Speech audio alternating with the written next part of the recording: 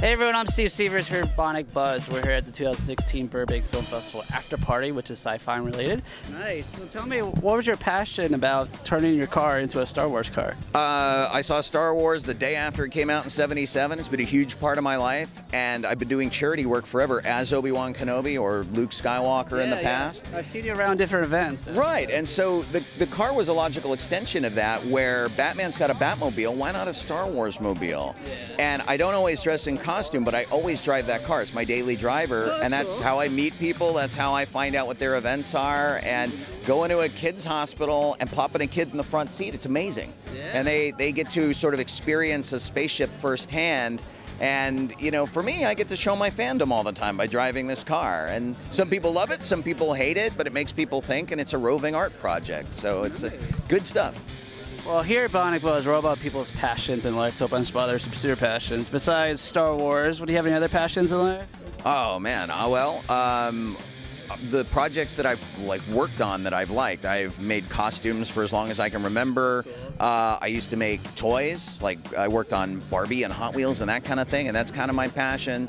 I like the old sort of steamship culture, the 1930s, like the Queen Mary, that kind of stuff. I do steampunk stuff, and I've been doing that since I was a little kid and before it had a catchy name.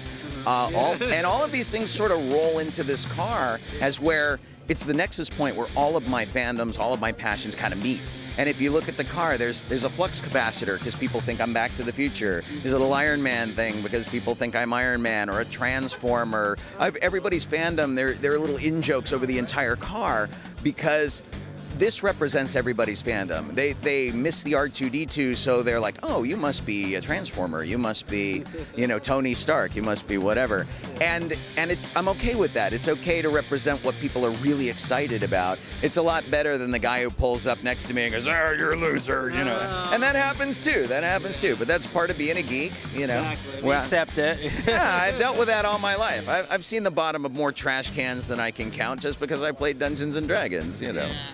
But it's nice that we live in an era where we can wear our fandom on our sleeves, as it were. I can drive this car, and I find all the people who have their own enthusiastic stuff. And people are like, wow, you like Star Wars, I like Doctor Who, or you like Star Wars, I like Ghostbusters. I find people who have really terrific passions for their fandom, and that's neat. It draws them out of their shell.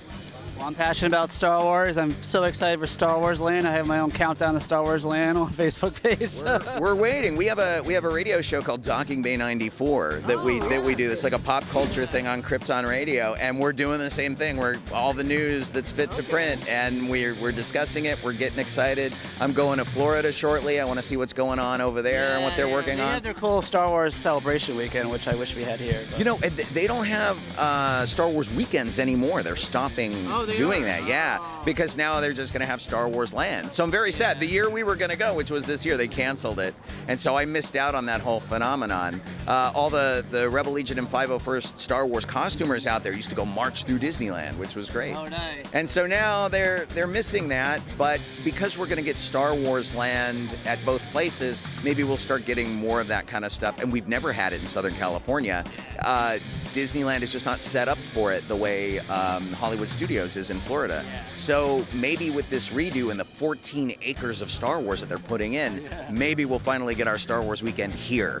And so fingers crossed, I'm looking forward to it. Well, where can people follow your journey on social media? Well, my nickname is Obi-Shawn, Obishawn, and you can find me Facebook, Twitter, Instagram. They're all the same. It's on my license plate there on the car.